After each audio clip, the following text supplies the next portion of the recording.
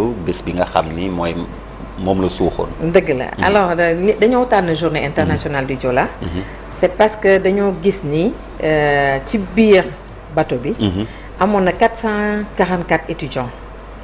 440. waaw 444. waaw étudiants. les étudiants ont payé un très lourd tribut. oui quand même. quand même alors ñu toog ñu waxtaan. ñu ne pourquoi duñu créer journée internationale du Joola. jagleel ko étudiants yooyu. alors bi ñu d'accordee loolu. dañu dem directement gis recteur Alassane Djidiou bu nekk Ziguinchor. mooy Assane Seck. bi ñu waxtaanee ak moom wax dëgg neex yàlla mu ànd ak ñun ci xalaat bu rafet bi ñu am. tey ñu yóbbulu journée boobu mooy dem waxtaan ak suñuy rakk. parce que boo gisee. Université Assane Seck boobu c'est après le naufrage lañ ko indi à Ziguinchor alors daanaka genn wàll étudiants yëpp presque ñi fa nekkoon Ziguinchor lañ dëkkoon léegi nag tey ñu dem université boobu parce que on dit tout le temps c'est le temple du savoir ñu dem waxtaan ak ñoom xayma leen wax leen réellement lan moo xew ci Joola boobu. c'est vrai parce que ñu ci bëri léegi ak at yi jàll ñu bëri xamuñu l'histoire du bateau mais aussi de ni nga wax conséquence bi mu indi ñu ubbi université foofu parce que jamono ouverture la woon étudiants yu bëri demoon vacances di ñibbisi fees ci bateau bi ndeysaan et malheureusement mu demee noonu. effectivement looloo indi nag tey ci biir association bi ñu former ay orphelins yoo xamante ne tey xarañ nañu dem jàngal seeni rakk foofu biir université comme ni nga ko waxee bi mu amee ñooñu ay tout tànk la ñu woon ay tout tànk la ñu woon tey il faut ñu dem jàngal leen wax leen am na ci ñoo xam ni sax juddoo bu ñu waaw am na ñoo xam ne juddoo bu ñu woon parce que 2002 ak maintenant ça fait vraiment 23 ans te tey université bi boo xoolee dina am ñoo xam ne ils ont fait 23 ans c'est ça dem toog ci amphi bi waxtaan ak ñoom jàngal leen jàngal boobu nag dafa am ay pàcc yu bari yan la waaw parce que dafa am loo xamante ne jàngale bi ñi nga xam ne ñooñu leen ñi leen jiitu woon mooy les personnes ressources jàngal ñooñu tamit dañuy dem jàngal étudiants yooyu et ci biir jàngal boobu am nañu ay psychologue waaw am nañu vraiment ñaari psychologue yoo xamante ne dañu jógee Sédhiou ak Kolda pour ñoo accompagner ces jeunes là ci journée bi et aussi éventuellement bu ñuy wax international nous avons des artistes qui sont à l'étranger qui sont là qui ont fait des œuvres allant dans le sens du Joola et ñooñu tamit dañuy ñëw exposer lépp loo xamante ne dañ ko defar pour Joola bi loolu mooy sensu journée bi et c'est des journées avec des virtuels yoo xam ne dañ leen di won bateau bi c'est ça won leen nit ñi embarquement bi ba ñuy wàcc won leen tamit sensu vraiment li tax ñu indi journée bi biir université te indiwuñ jékki-jékki ñu rek indi ko oui parce que y a un comportement parce que tamit gis ngeen université bi suñu moomeel la et il faut aussi qu'on parle à ces étudiants ñu xam ni que lii tamit suñu yëf la xanaa da ngeen jàngat ni bateau Joola ak tragédie bu nu toll waroon nañ changer comportement mais da ngeen gis ni loolu finalement dafa mel ni nit ñi dañ ko fàtte dafa mel ni 23 ans dara changé wul et on s'est dit plus jamais ça le slogan plus jamais ça au début on voyait que autotransport yi ñu ngi doon bañ surcharge di kii mais au bout de quelque temps dañu delluwaat dans nos travers sénégalais dafa gaaw a fàtte nag alors que lii moom waruñu ko fàtte waaw ñun de xeex bu ñuy xeex nii instant bi mooy plus que personne ne l'oublie boo nekkee sa kër nga bañ a fàtte boo nekk et léegi nag comme jeunes yi ñoo nekk université dañ leen ko bëgg a jàngal ñu bañ ko fàtte loolu moo tax yow personnellement lu la lié ak histoire Joola alors c'est une histoire que des fois j'aime pas vraiment trop y avancer parce que man quand même miraculé comme on peut le dire entre guillemets parce que man maa naroon a dugg ci bateau boobu mais malheureusement sama bagage la sama petit frère en tant que étudiant aussi faculté des lettres la nekkoon. moom moo doon accompagner samay bagages. et malheureusement yow it nga waroon ñëw ci man ma waroon a ñëw mais nga mujj fomm. man ma fomm. bàyyi ko moom mu ñëw. alors ce qui est arrivé est arrivé oui c'est ça. Alors on s'est dit pourquoi ne pas retourner à l'université, discuter avec ces jeunes-là, parler avec eux de leur comportement. Aujourd'hui université étudiant bu mer rek toj. étudiant bu mer toj. il y a pas trop longtemps amoon na fa ay scènes de violence, taal oto, lakk. Ouais, c'est compliqué. Voilà, c'est juste ça et que on veut revenir sur ce comportement-là et que étudiants yi xam ni que loolu seen moomeel la. dañ leen ko fi tegal pour ñu jàng. bu ñu meree ñu bañ a toj ndax mer noonu boromam la. kon nag léegi nag nañu bàyyi seen xel ni que loolu ñu leen jox noonu seen yëf la. loolu ñu leen jox noonu seen moomeel la lépp loo gis ci àddina waxtaan la. donc samedi prochain dimanche prochain à Ziguinchor la. ban programme très rapidement bu dee am na programme nga déroulé. am na programme Ziguinchor parce que nous avons prévu normalement ay jàng. chorale yi dinañ fa nekk. imam yi dinañ fa nekk. ñu ñaanal ñu def ay ñaan parce que loo gis ci ñaan lay tàmbali. voilà bu ñu amee na dina am conférence virtuelle comme ni ma la ko waxee. dina am ñoo xamante ne Cyprien Lopi moo nekk président tey. association bi. parce que am nañ dinañu ci ñëwaat. lu tax loolu. moom ak Sylvie ñoom ñëpp c'est des orphelins ñoom la ñu teg pour ñu jàngal. def virtuel bi ak étudiants yi. alors dina am conférence psychosociale. du naufrage parce que on en a besoin. La population vraiment de Ziguinchor en a besoin. et aussi on va terminer avec les œuvres artistiques. artiste bu nekk xayma nga loo xamante ne tey méngoo na. ak bateau bi.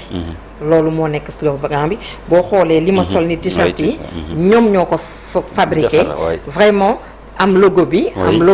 logo ministère bi parce que on est sous le tutelle du ministère de la culture. alors loolu moo nekk en grosso modo accompagnement journée. internationale soit dit en passant il y avait 13 ou 14 de mémoire 13 ou 14 nationalités yoo xam ne. il y a 16 nationalités 16 nationalités okay. qui sont dedans. 16. Et ces 16 nationalités là il y a une partie qui seront. de la partie de la journée. parce qu'ils ont donné leur accord de principe ñëw que dinañu ñëw rescapé yi pareil parce que mënuñu wax bateau le Joola sans rescapé. parce que quand même ci la ñu bokk. quand même c'est la ñu bokk. et aujourd'hui et puis nettali loo dund ñoom malheureusement ci dafa metti et ñu ngi dem tamit xam naa ne ci commémoration bi loolu dinañ ci ñëwaat mais journée bi moom. étudiants yi quand même lañ ko jagleel 444 étudiants et nous avons demandé au recteur mu utal ñu benn place boo xamante ne dañ fay def monument pour ces 444 étudiants comme nous avons fait au niveau de l'université Cheikh Anta Diop def fa benn genre plaque commémorative voilà plaque commémorative comme ça kuy romb rek sa xel dem non c'est une très bonne idée excellente idée bàyyi li ngay li nga alors maa ngi doon wax lu la booleeg Joola bi mais on voit aussi qu'il y a beaucoup d'associations après on va terminer certainement par les doléances ni ngeen bëggee état jàppale leen ak yooyu mais association yi ni ñu bëree souvent tamit dañ ci doon commencer sentir muy lu malheureux tiraillement wala ay coow boobu tamit nu ngeen di def ba boole ñëpp ñu nekk benn pour un drame comme ça. alors damay sant yàlla.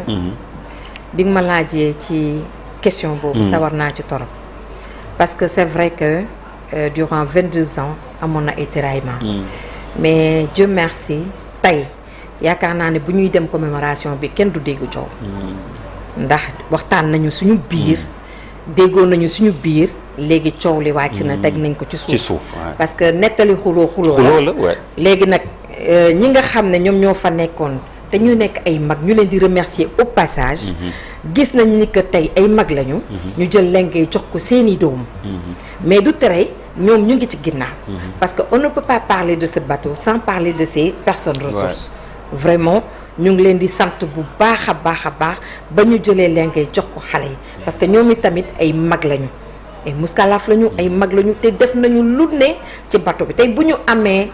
bateau bi c'est vrai que cadre Casamance yi ci la ñu bokk ñu leen di gërëm bu baax. c'est vrai que nag ñoom ñëpp dañ ci téye dañoo xuloo xeex ba ñu am université bi kon na du ñu nangu wax dëgg neex yàlla suñu rakk yi di ko yàq looloo indi tey ñu ñëw taxaw fii tey boo gisee psychologues yi aujourd'hui ils sont là ils veulent accompagner ils ont créé un projet de prise en charge psychotraumatique alors victimes yi joolaay ci la ñu bokk même la crise Casamance dañ ko ci boole kon mu doon loo xamante ne lu ñuy rafetlu la tey nañu ñaan yàlla fi ñu jëm nii muy journée internationale képp amul sama dama cee bokk awuma ci mbokk Sénégal c'est le monde entier ñu def ko du 28 au 29 à Ziguinchor le 5 juillet étudiants yi nekk Ziguinchor dañuy ñëw Dakar ñii nekk Dakar recteur Kandji que je remercie au passage daf leen di jagleel bus ñu dem fekk ji seeni morom bu Ziguinchor 28-29 bi am na caravane boo xam ne day jóge Dakar dañuy dem fekk ji ñooñu à Ziguinchor waa Ziguinchor tamit pour la commémoration pour la journée du 5 juillet eux aussi ils vont quitter Ziguinchor et en même temps des parents des victimes ñi nga xam ne ils sont disponibles ñëw Dakar aussi pour ñu xamal xale yi et changement de comportement li li ma gën a kontaan ci journée bi mooy waxtaan ak suñu rakk yi pour ñu changer comportement loolu rek moo fi am solo parce que nag mais du rakk yi rek de yaa ngi wax loolu j'espère que vous l'avez ouvert à d'autres segments de la société balaa ñuy dugg ci émission bi ñu ngi xool benn vidéo boo xam ni conteneur buy daw ci tali bi la ñu ngi ko teg mu weng teguñu ko comme il faut ngay wax ni nga ko ragalee man tamit ma naan la niñ koy ragalee ak moytu mag ñi tamit si seen ay comportement mon Dieu. alors ubbi ngeen ko à d'autres segments. oui on a ouvert à tout le monde jakartamaan yi surtout ouais. parce que ñoom it souvent tali bi il paie un lourd tribut surtout ils n'ont pas de casque ils n'ont rien fu nekk ñu fufile conteneur du caaxaan te gis naa conteneur yi comme ni nga ko doon seetaanee sànq ay xale yu ndaw ñoo koy dawal est-ce que am nañu duñu xoolaat nu ñu joxee permis man peut-être ci loolu laay dugg ci ay test psychotechnique ni ngay wax pour mieux appréhender niveau de responsabilité ki ñu nar a jox exactement responsabilité transporter lu mel noonu exactement parce que tey boo xoolee coow li yëpp 99% Jakarta la amuñu casque ñu ngi wax ne nañ leen yóbbu immatriculation ñu ngi immatriculé d'accord mais est-ce que am nañu je veux dire permis boobu bi tax tey permis à point yooyu ñuy def est-ce que duñ ko jagleel jakartamaan yi ci tali bi parce que comportement bi lu doy waar la loolu indi tey journée bi te mag yi aussi du xale yi rek parce que dem nañu seeti suñu yaay yi les plateformes des femmes pour la paix la reine mère on a touché tout le monde à Ziguinchor pour que ñu ñëw waxtaan ak seeni doom tey ñooñu bu ñu toogee waxtaan ak seeni doom yaakaar naa mën nañ ci am jàngat bu bari bu rëy bu ñu paree ci commémoration bi et en fin de la journée de la deuxième du 29 dernier jour bi on a jugé utile d'aller vers ce musée mémorial pour vraiment prier encore continuer à prier et chaque jour prier dem yóbbu fa ne serait-ce que des couronnes pour rendre hommage à nos victimes du Joola ils en ont vraiment besoin. alors léegi yéen seen association lu ngeen di xaar ci autorité yi ci wàllu accompagnement. alors xam nga boo waxee accompagnement rek ñëpp dañuy foone xaalis la moyen la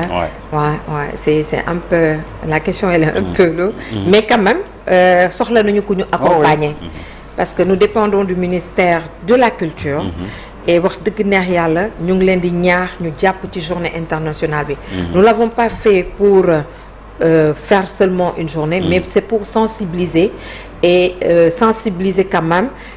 changer de comportement avec ces jeunes-là plus jamais encore une fois je répète plus jamais cela dans notre pays parce que 1953 victimes loolu metti na du lu yomb ministre bi nag ñu ngi koy ñaax mu dugal ci loxoom accompagner ñu ngi koy waxat ci association bi ci journée bi ñuy jëm ni buy le 28 le 29 ak le 5 juillet parce que ñun amuñu kenn ku dul ñoom tey yomb na tey parce que avant autorité dafa doon am problème pour ku muy waxal waaw ndax division bi léegi dès l'instant où am na cohésion totale yaakaar naa ne yomb na léegi pour ñu jàppale yenn jafe-jafe yi ñu doon dund comme pour pipi yi yeeg yu demee noonu loolu tamit en perspective de la commémoration mais boobu 26 septembre yooyu tamit fan ngeen ci toll parce que am na yenn jafe-jafe yoo xam ne association yi doon nañ ko jàmbat. waaw am na nag jafe-jafe nag ci pipi yi parce que dinañ ci ñëwaat xam naa ci commémoration bi parce que pipi yi dafa am décret boo xamante ne dañuy naan bu ñu nekkee majeur 18 ans rek dañuy arrêté alors là il s'est trouvé que c'est vrai mais dafa am pipi yoo xam ne dañuy jàng 2 ans 3e année bi ñu matal 18 ans alors est-ce que dañ ko war a bàyyi wala dañ ko war a eggalil formation accompagnement mu eggali là c'est un autre problème waaw te ñoom loolu la ñuy dund instant bi am na ñoo xam ne am nañu diplôme ñu ngi foofu ñu ngi jéem a xool naka lañ leen di insérer parce que koo xool ku nekk ci biir kër sa yaay nekku fa sa papa nekku fa nga nekk taaw nga bëgg a liggéey mu tëla nga am sa diplôme nga taxaw di xoole dina day metti mais nag wax dëgg yàlla ñu ngi wax ak office mu ngi def moom it lu mu mën mais doyul na ci yokkaat parce que mi ngi góorgóorlu mais doyul na ci yokkaat vraiment ñu jël xale yi caser leen mémorial baa ngi foofu tege mun nañ fa jël xale yi utiliser leen ñuy liggéey parce que mun nañu bañ a jógee Ziguinchor ñu toog foofu liggéey loolu daal mooy li ñuy ñaan autorité bi te yaakaar naa ne buñ ñu dégloo ñu dégg ñu buñ leen ñaane daañu may du doole nag dañ leen ñaan ñu ñaan la boo xamante ne ay doléance la yoo xamante ne bëgg nañu vraiment ñu bàyyi leen xel waaw bàyyi leen xel di leen sant ndax ñi ngi dëgmal xibaaru marax yi xëy na looy tàggoo téléspectateurs yi message pour waa Ziguinchor mais aussi ñaari université yi ko nar a séq ndax ni nga wax c'est très important ñoo xam ni fekkewuñ ko nekk étudiant léegi xam ni 444